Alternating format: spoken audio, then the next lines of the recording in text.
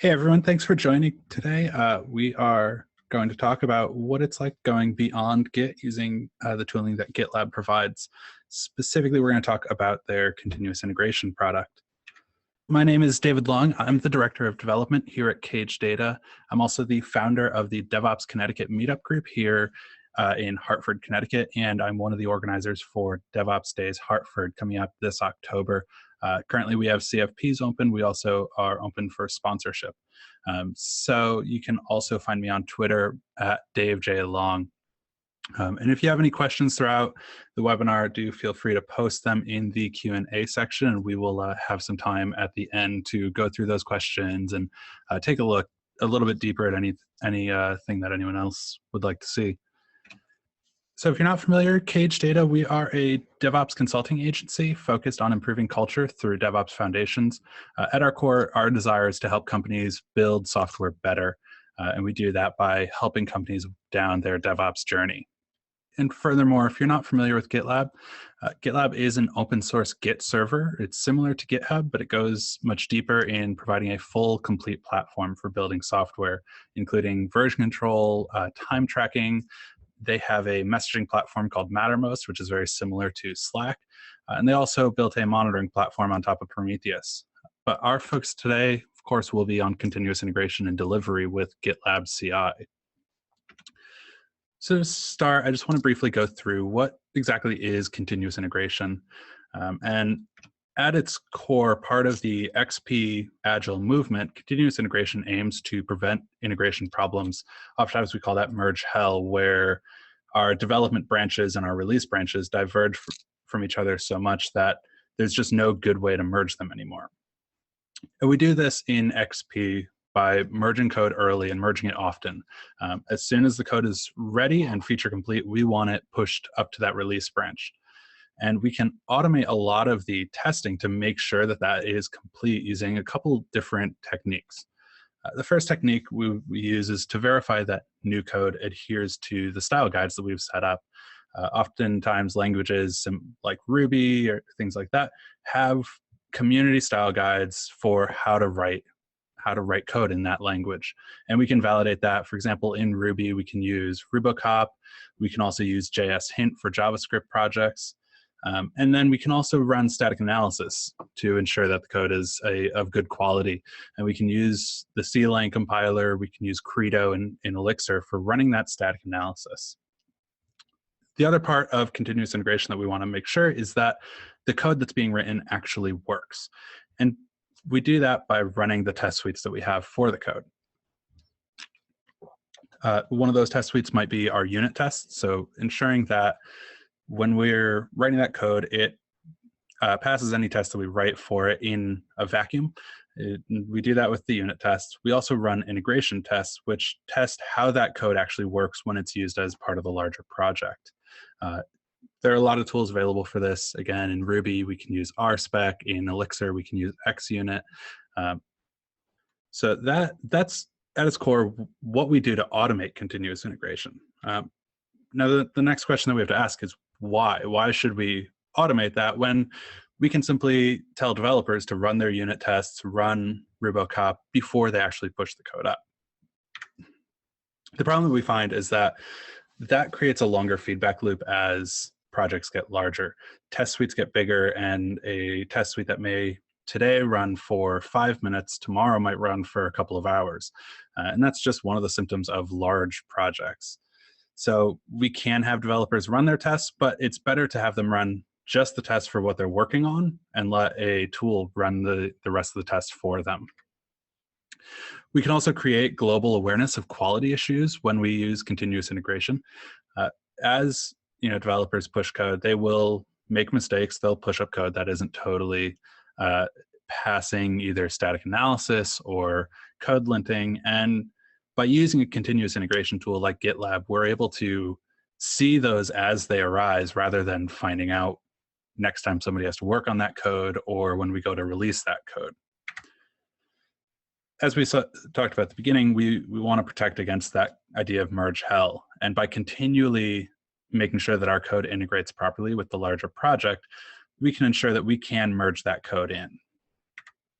And finally, as we're about to talk about, continuous delivery requires that continuous integration be in place.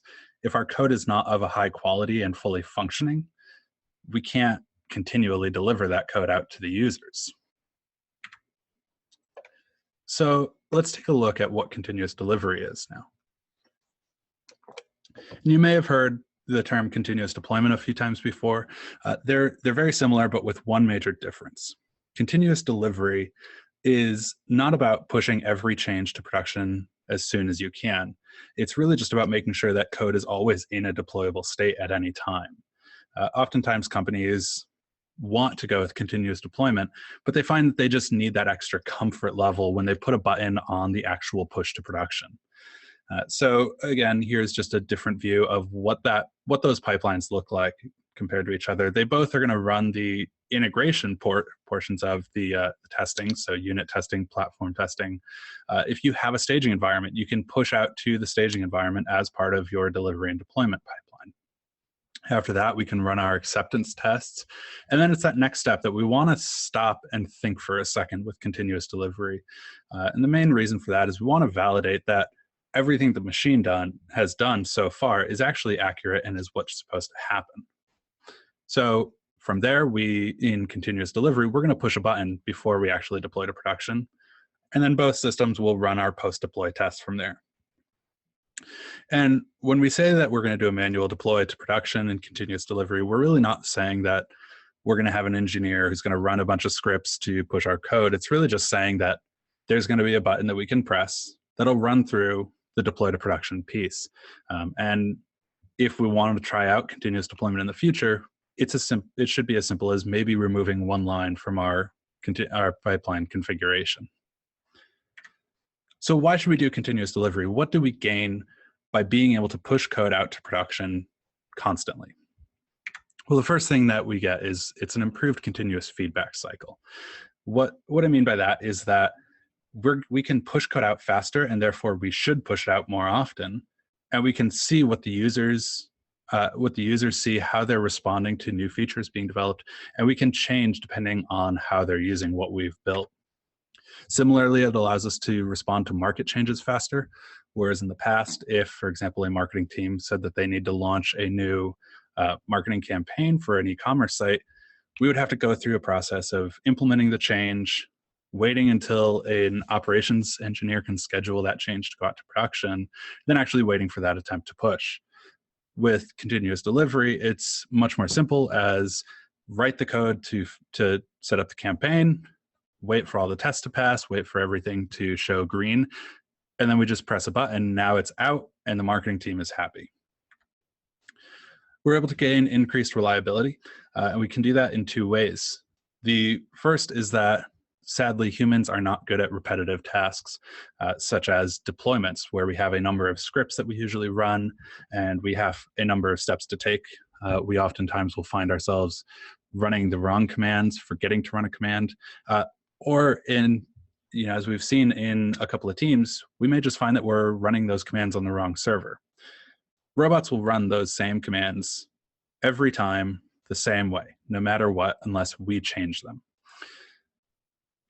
And finally, by implementing continuous delivery, we're simply able to better use engineers' time.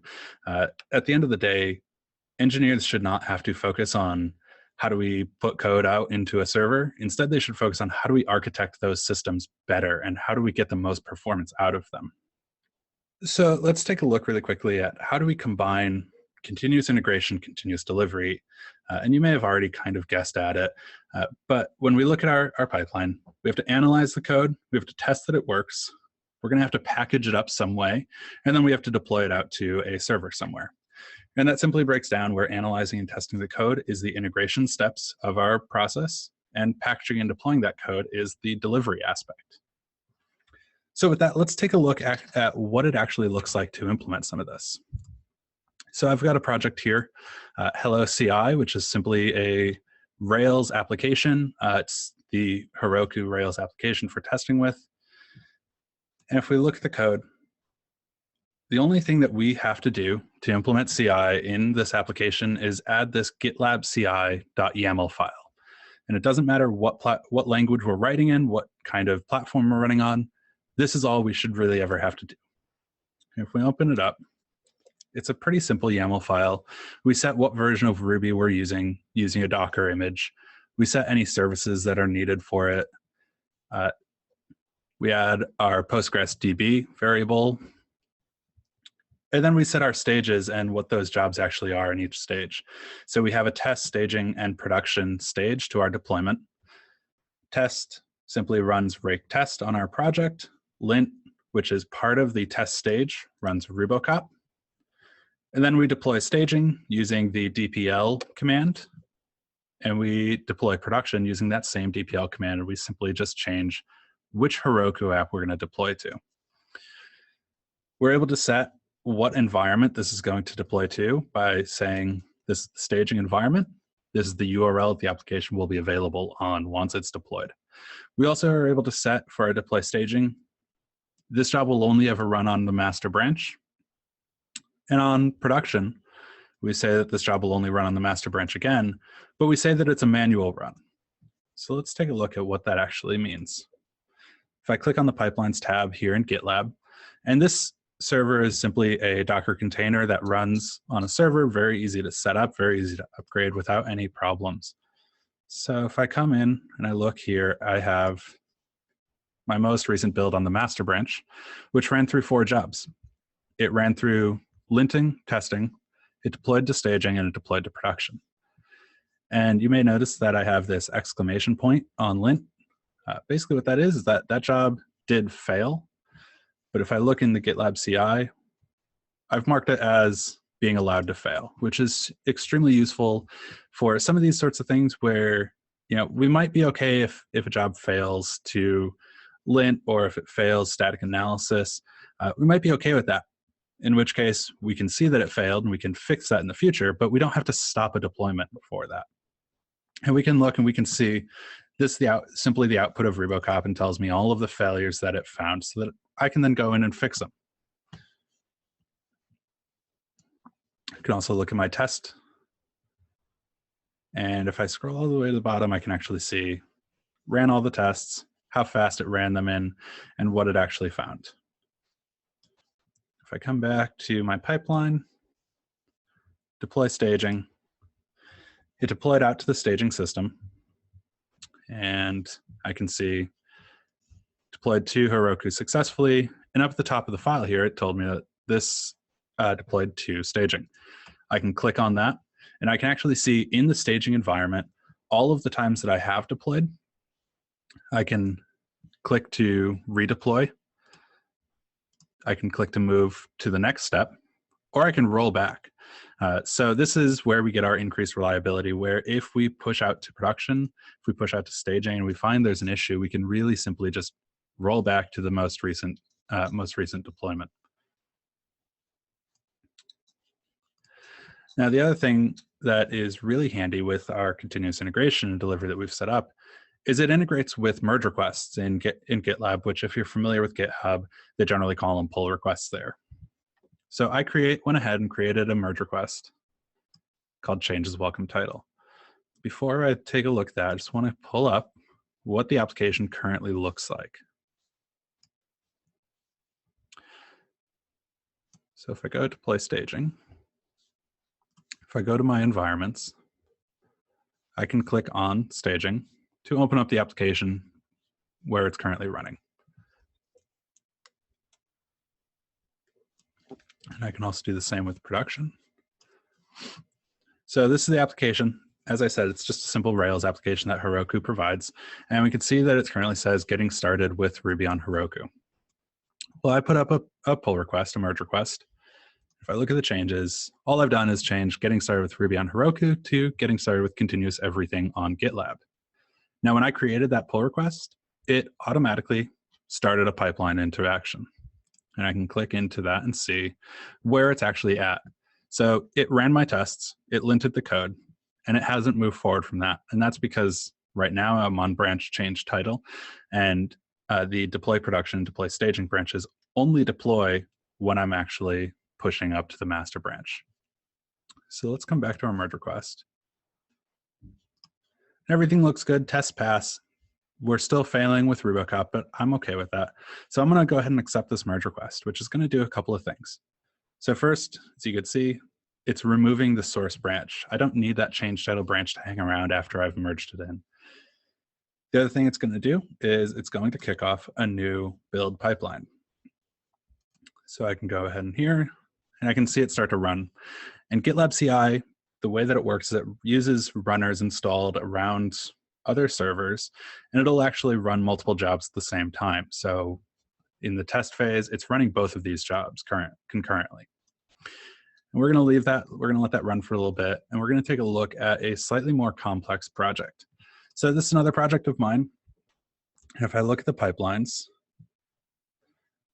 this one's a little bit more complex for building the code. So oftentimes with compiled applications, we'll need that step of actually packaging the code, whereas in Rails, it's an interpreted language, and therefore we can push the code out as is. So what I've done is I have a job that compiles the code, and that's simply to run static analysis, make sure that there are no warnings when it tries to compile. It runs any tests using XUnit,